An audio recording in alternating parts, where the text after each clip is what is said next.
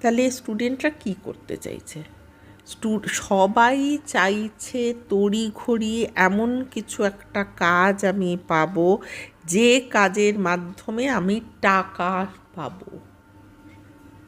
এখন আর অন্য কোনো কিছু আমাদেরকে নিয়ন্ত্রণ করে না, নিয়ন্ত্রণকারী শক্তি একটাই হয়েছে টাকা, এবং তার পাশাপাশি ক্ষমতা।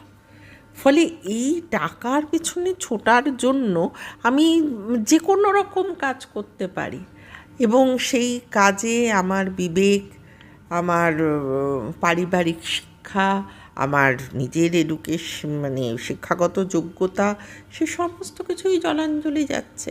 আমরা জানি তো ইজি মানি করার অনেক চটজলদি উপায় আছে, এবং সেই উপায়ে যদি একজন মা চলে যান, আমরা এগুলো জানি।